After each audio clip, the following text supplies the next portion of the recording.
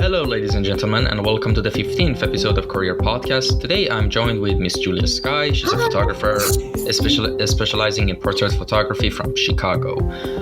So let's start.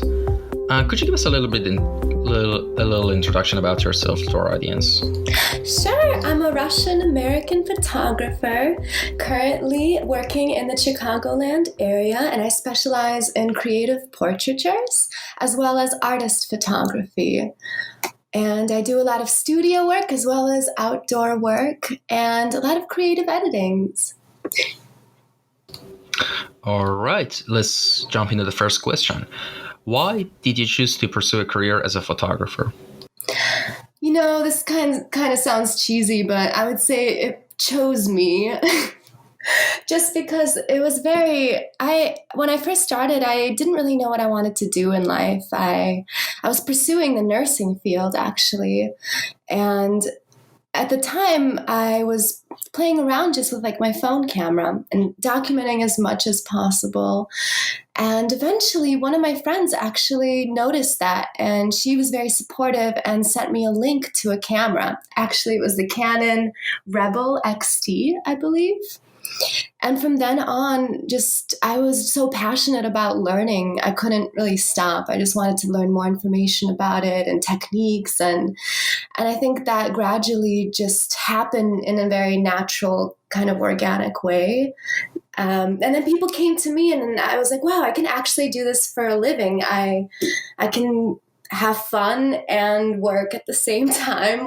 This is what I want to do for the rest of my life. And I get to meet people with it. So I just kept learning more and more about it. And yeah, I went down the rabbit hole, I guess. All right. Were you originally planning on to become a professional photographer, or you were pursuing another career path? I know you already said that you were going to pursue a career in nursing, but I was wondering if there's any details you left out about that. Yeah, I was kind of pressured, I would guess, by family to just pick a career. And while I was doing nursing, I also had a travel bug. I would constantly spend all my money and go to a different country just randomly. So I started traveling, and actually was in California specifically that I decided to switch my path, because I was documenting friends as they were traveling through Napa Valley and trying to sell their wine, this Argentinian wine that they made. And after that experience, I kind of decided that, I want to create with composition and kind of save these memories that I have of people. And I feel just the moments with them. Oh, that sounds lovely. And what is your main branch of photography that you're focusing on? And tell us about your experience from the start until now. Yes, my main bread and butter, so what I mostly make a living from, is portrait photography and headshots, as well as portfolio updates for people for social media. And yeah, mostly that. I'm so sorry, I lost it. What was the question again? No problem. I asked, what is your main branch of photography that you're focusing on? And tell us about your experience from the start of it till now. Oh, okay. Well, how it started was I was just doing it for free. A lot of the time, I did as much free work as I possibly could to gain a better understanding of how to give people directions. And I just did it for fun, really. I enjoyed putting together a shoot. And then eventually people started hiring me for it for a living. Well, that's actually a super smart strategy. I feel that's so simple, but it was just I just kept doing it for free. And I was bad at it for a very long time. I think I was pretty bad. Looking back on it, I feel like I've improved so much. And I feel like it's good to look back on work and see, you've progressed so far. Look at how you started and look where you are. It's sometimes hard to see when you're in a bubble of what you're creating now, and then you look back and you're like, wow, I really improved improved on like my retouching, or, I improved on my lighting like crazy. Well, yeah, exactly. That's such a underrated point that you just brought up. That even in design or anything, any craft, people like just want to jump in and make money, but they don't know they have to first hone their skills. And like to do that, you actually have to do stuff for people to get their approval. I mean, for clients. I mean, as you said, like even work for free if that's what it takes. Which is most time that's what it takes actually to improve, because no one's gonna like give you. Like, I mean, yes, you could get like cheap like projects or stuff like that to start, but I mean, come on, if you want to speed up your progress, you need to work as much as you can, and to work as much as you can, sometimes you need to work for free. As simple as it gets. Like Bruce Lee, he said, put in 10,000 hours into that one punch. Put in like 10,000 shutter clicks or more, 100,000 shutter clicks. And like really think about the composition. I would advise people, like, don't over capture too much. Just sit and really like maybe treat your camera like a film camera, your digital one. Just sit and think about like, hey, is this composition? Or like really be in that moment with the model one-on-one, like feel that moment. Yeah, and after the next question, how does your process usually go anytime you want to start working on a project? Yeah, so I kind of start off with maybe like a spark of an idea, whether it's like a texture, a fabric, or even colors sometimes, or a movie. I watch a movie, I get so inspired. And then from then, I start reaching out to different people that I think would fit really well together as a team. This is why I love the internet. You could just easily connect with so many talented people. So then I reach out, and based on either my idea or sometimes even someone reaches out to me, I think it's more about the feeling of like, wow, I need to create, like I feel that urge, and to just like jump on it and not hold yourself back with perfection. So I just kind of jump into it, I jump into it with people. I ask what they would like for as a collaboration as well, because it is, a trade. You want to make sure a person's happy with what they get in the collaboration as well. The model, the makeup artist, the stylist, the designer, the creative director, however many people you have on your squad at the day. Sometimes it's just me and the model. Some days I'm like, I don't want to work with the team. I want to just do everything myself, which can also be exhausting, but I think there's a good balance to strike sometimes, and know when you need the help and ask for it. That's something I'm working on. Like I'm like my assistant, my everything, my manager. It's a lot, but yeah. So I get into the studio once everything's discussed with the time and the date and the concept and the reference photos if need be. Personally, I don't really. I like reference photos, I get it, but I always feel like it ends up being like completely different because it's based on like the material everybody has. And so everybody comes into the studio. Before that, I set up the lighting and make sure that all the gear is working. All the batteries are checked. The cards are empty. Like, guys, make sure your cards are empty. That's such a beginner mistake, but that's the beauty of like learning and starting. Once you get like really good at stuff, it's like a natural flow. It's just, you get into the zone. So then I'm in the studio, and then the stylist would come in, the makeup artist, and the model, and I'd be like, hey, you guys want some coffee? Like, let's talk for a little bit. And then everybody shares their materials and what they brought to the table. And I think the best moment is when everything's laid out on the table, and like you see all of the like jewelry and the clothing and like the makeup, and you're like, ooh, like look at all this stuff we can create with. And from then on, you can get inspired with different pieces, and it's the beauty of letting it like flow with people too, and not being so like, I guess, strict with art, just giving the ability to adapt to the light too, because being able to understand that light, you can't control like the light around you. Sometimes you can with if you're doing like controlled lighting, like flash and continuous, but sometimes if you're working with natural light, you just kind of go with what the day is given to you.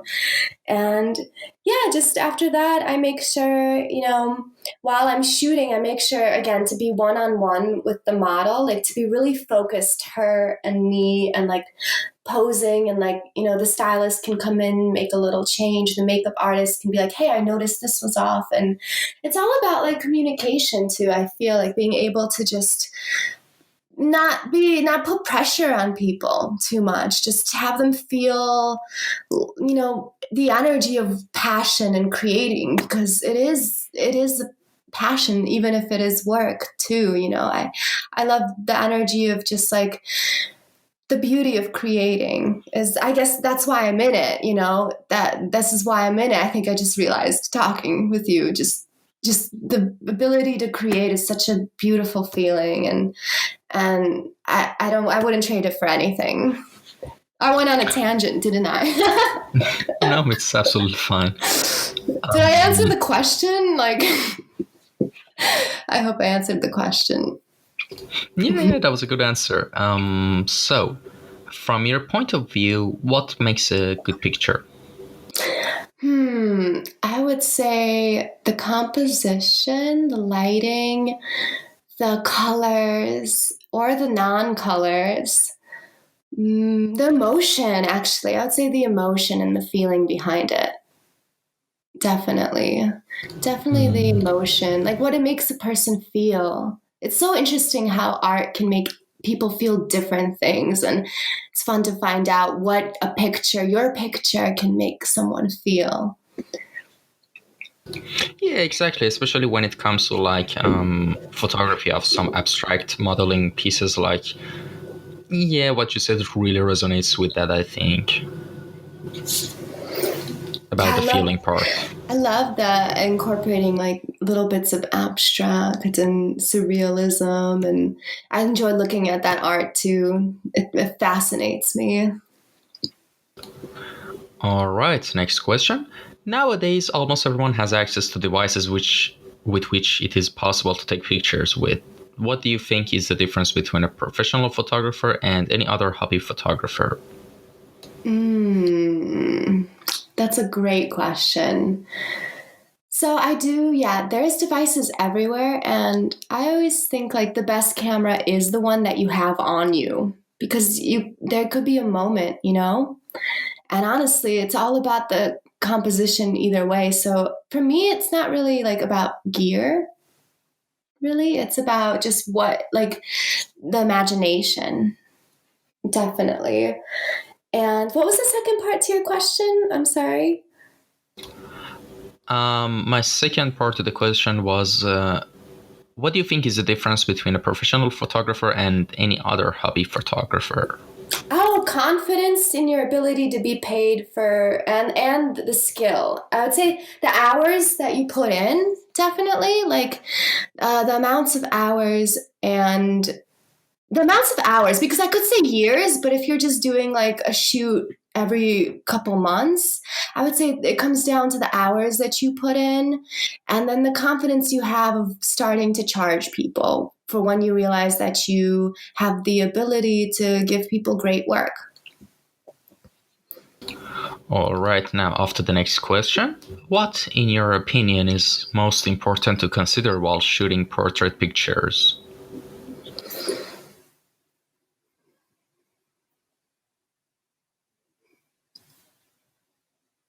That's another good question. I would say, I feel like I said this so many times, but connecting with the model is, for me personally, or just being the comfort of having the energy of like comfort with the model for portraits, for them to be able to kind of like express themselves, or be able to like be comfortable to express a character, and being able to communicate directions well, and thinking about the composition prior and the lighting before you set up the shoot with the model is a good thing. So really thinking about the lighting before the model actually comes into the studio. I would practice on a mannequin sometimes, or even myself before a model would come in. I would take some self-portraits to see how the lighting like hits my skin and affects the whole entire studio, and then bringing in the model and just making sure everything's on point. All right. Now, next question. This is like a multi-part question. What type of cameras do you shoot with, and which is your favorite lens, and why? Ooh, well, right now I'm shooting with a Canon 6D full frame, and I love full frames just because you can put so much more in rather than a crop sensor, and that's what I started with, was a crop sensor. And I love the 35 millimeter Sigma 1.4 art lens right now. I think it really works really well with my Canon 6D. And I love the Canon light, like the color. The color just shows up really well on Photoshop when I'm editing and in RAW. And I also enjoy the 50 millimeter 1.2 Canon lens. That one's amazing for portraits. And I really love the bokeh on both of those lenses, actually. So I kind of stick with prime lenses right now. But also I'm dabbling in like vintage lenses. So I just recently got this, let's see. This is a M42 vintage lens. Sometimes I just go on eBay and I buy vintage lenses and see if I can adapt them to my camera. I like finding things that people don't really use that often and incorporating it into my work. Oh, and I also enjoy those filters. Like I say, like, experiment with prisms and filters as much as possible. I enjoy like ND filters. I enjoy like soft light filters that kind of make the light a little bit creamier, I would say, or just not as stark and bright. But yeah, those are probably my top cameras. I would love to experiment with more, but I'm just so used to the Canon at this point. It's like very reflexive. I know exactly what I'm doing, so I can just close my eyes and just take, I know exactly what I'm doing with the tool. All right, and next question. Who are your favorite artists and photographers that have inspired you the most? Ooh, my friend Renee Chaffins, actually, who you spoke with yesterday, inspires me a lot. And I'm like so grateful to actually know somebody that inspires me. So I actually know a lot of artists that just inspire me. There's I'm thinking about also like artists from the past too that inspire me.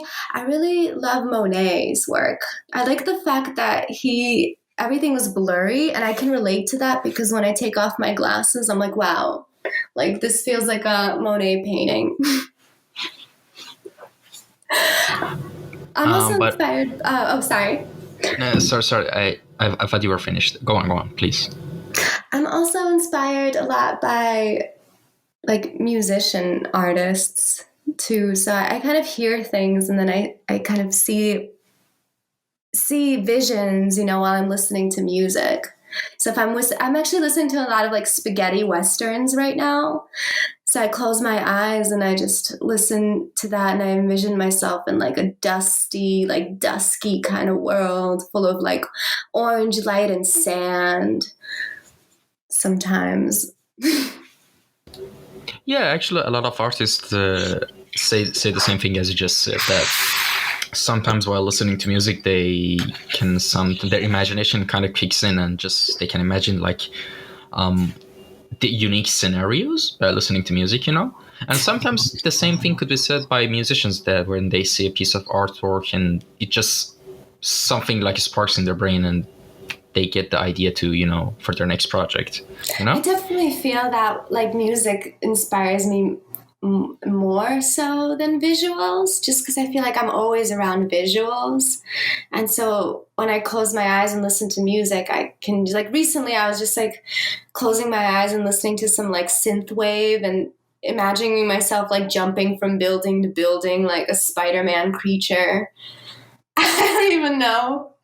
But yeah, little things like that. Now, and I just really enjoy like listening to artists around me have conversations too. I feel like that's inspiring. By the way, for the people who are listening, Renee Shafines was the previous guest of the podcast, episode 14.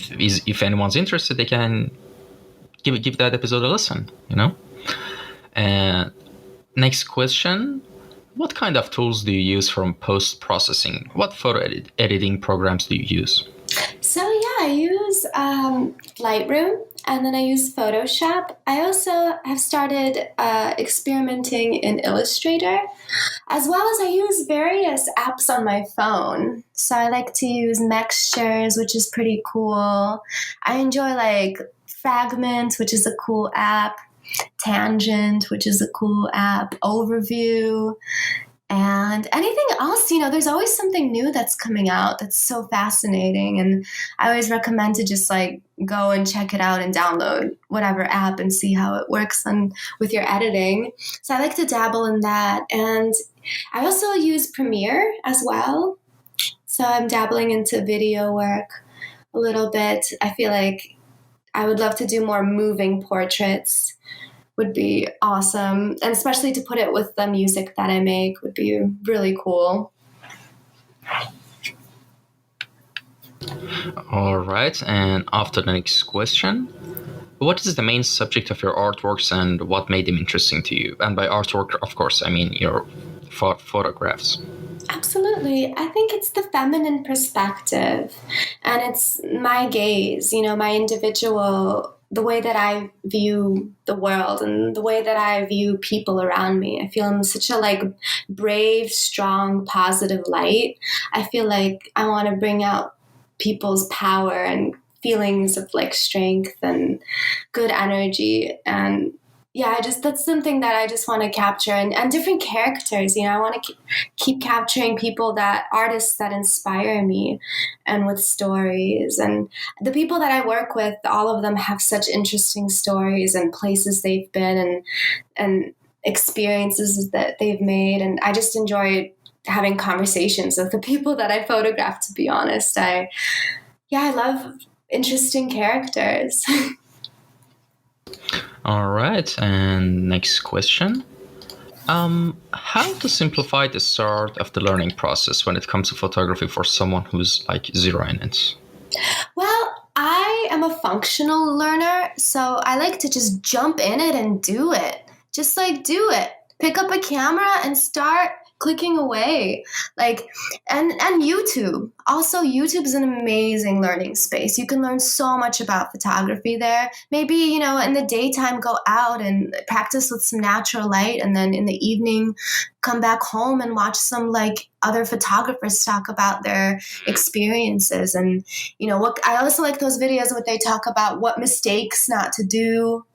Those are very helpful. And learn, just put your camera on manual when you start right away. I know it's hard. Some people want to do auto, but just do manual. That's what I did, at least. I just right away, I put my camera in manual and I started to figure out, I made a bunch of mistakes that later turned out really cool and that were inspiring. I look back on some of the mistakes and I'm like, wow, I was doing a long exposure and I had no idea what that was at the time, but now I do. Just learn from yourself, learn from what other people can tell you, when you're out there in the field, go out to meetings, go out to photographer meets. That was really helpful. Actually, that's what I did in the beginning. I went to all these Instagram meets and I met just a bunch of people and we just shot each other because we didn't really have the reputation to shoot with models, really good models. So we started off with our phones, just walking around Chicago meetups, taking pictures of each other and supporting each other and then getting better and better. Yeah, definitely have a community, a community of other people who are also very passionate about learning. You want to be around that energy. You want to be around the energy where people can push you to keep creating and motivating you. You want to be around people who are doing kind of the similar things as you, so that you can be involved with everybody and everything, and you'll just learn so much faster than any book can give you if you just go out and talk to people and take action and do it. All right, and next question. Any advice and tips for a good portfolio and resume for photographers? It depends on what kind of photography the photographer is passionate about. But I would say just, take a few shots, like every month, go out and do what the specific niche that you want to do, or specific niches, because you could branch out. If you're doing proposals, focus on like taking as many, reach out to couples and be like, hey, do you want a free shoot? Do a bunch of free shoots and get your portfolio, do so many that you have to choose from, do so many shoots that you have to choose the best from, so that you have like a wide variety, and keep those, don't overthink it too. Don't like be a perfectionist. I'm like also giving myself this advice. Don't be a perfectionist. Like pick the ones that stand out. Like, you see it right away and it stands out, drop it in your portfolio, put it on your site. Don't think about it. Go shoot. Go shoot. That's what you need to do. You just need to go shoot. Put your 10,000 Bruce Lee hours in on shooting that one niche. And then by the end of you set yourself goals, like every month you do like 20 shoots or something. By the end of like 3 months, you'll have so many different things to choose from, and you'll be like, wow, I've improved. So yep, there you have it, folks. That's it. And yeah, I went on a rant. That was actually such a powerful response. I was like, I felt that for me, because I always do that. I'm like always overthinking my shit. I'm like, is this good enough for the, what? Someone's gonna hate it. Someone's gonna love it. Just put it out there, because you want to be marketing your stuff. You want to be consistent and market your stuff too. It's not also about the art too. It's about being a great marketer and making sure to balance your brain, balance the marketing brain with the creative brain, and put them together. Give time for the creative brain, give time for that marketing brain. Put your work out there as a marketer. Don't think about it, just put it out and continue shooting, putting and also investing in yourself. I would advise, I invested in some workshops through the internet, just so I could learn faster from people who are really talented. And there's photographers, once things open up, there's photographers that host workshops. Take advantage of those, you learn faster this way than I think school can. You could just buy a workshop and for $250, learn some tips from a pro. I think it's wise. Just shoot as much as possible.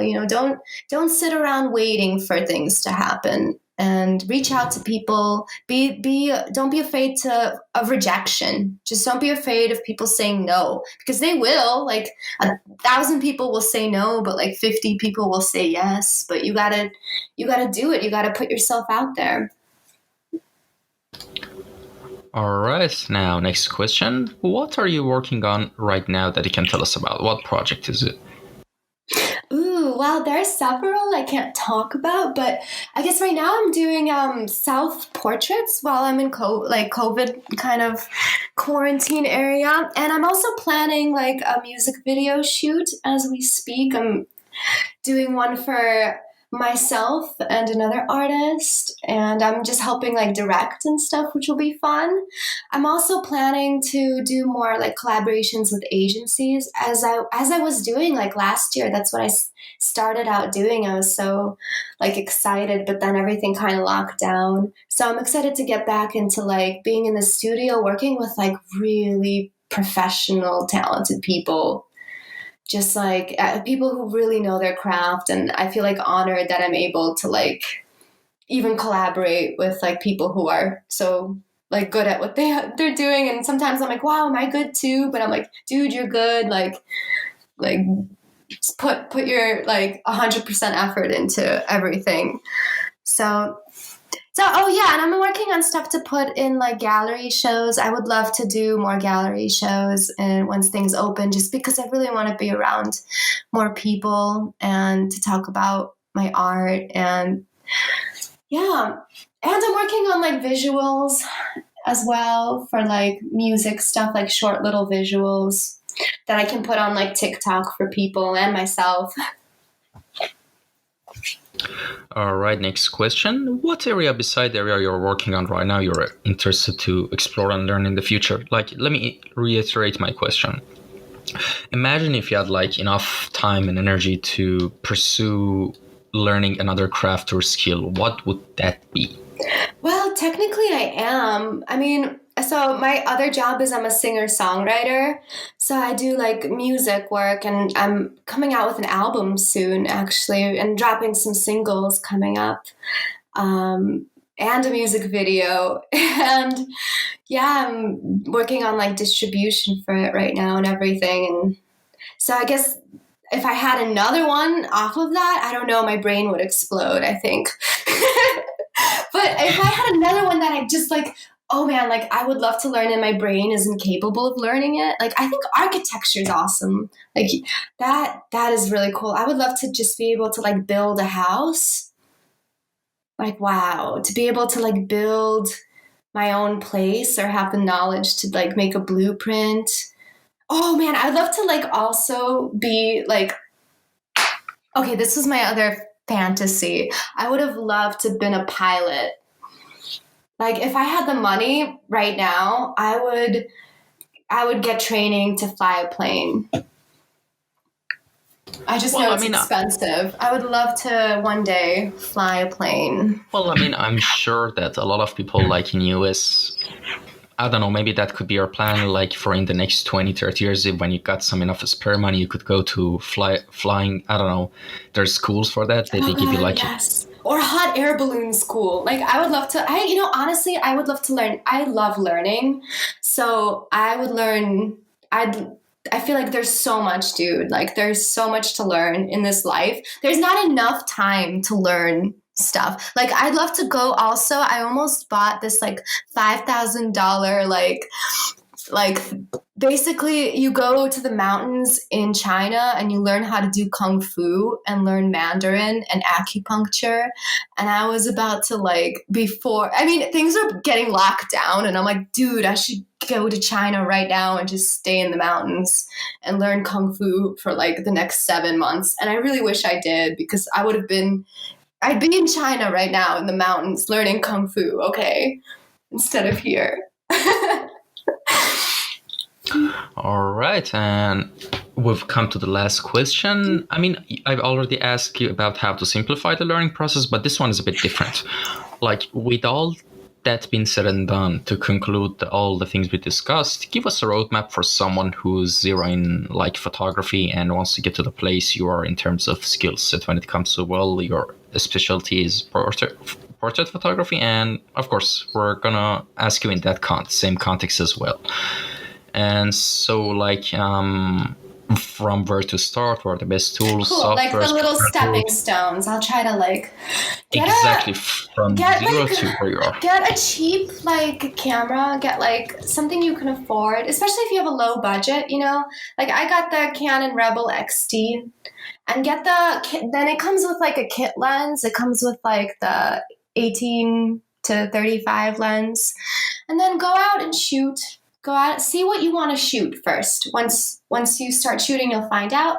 Then go to Insta-meets, meet people, meet your community, photograph with other people. Then that will lead you to maybe some shows, some gallery shows. Go to some gallery shows, talk to more people, keep shooting. Eventually, after talking with more people, you'll find individuals who want to model for you. Start asking for, trade for modeling with some pictures. Do some TFP work, trade for photos with models. And then eventually you'll get really good portraits that come out. And then ask makeup artists to join. After that, makeup artists, once they see you're getting better and better, they'll want to join and trade with them as well. And then eventually, once you do you have some quality shoots that come out, you'll start having like agencies, or you can reach out to agencies too if you think that you're ready. And you can start reaching out to agencies once you think you have a good portfolio. And then, then the agencies will send you some models you can collaborate with. And during that time, you'll have some like client requests. So once you start really shooting and, investing in yourself, then you will see lots of progress being made. But just make sure to put those hours in, and also make sure to learn Lightroom and Photoshop. Look at all the tutorials and edit, like maybe do a tutorial and edit the photo that you have at the same time, so that you can kind of have an educational experience with it at the same time. And I would say that would be like the stepping stones. I don't know if I made that short enough, but just put those hours in. It's very important that you don't just also spend all the time on YouTube. Like, you want to spend most of the time shooting with a subject.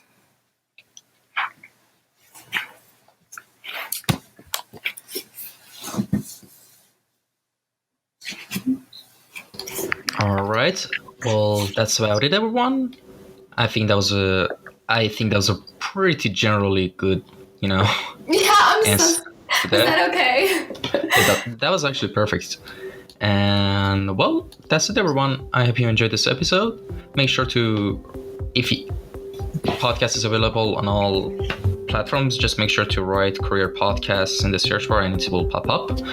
And by the way, if anyone wants to contact you, where they can find you.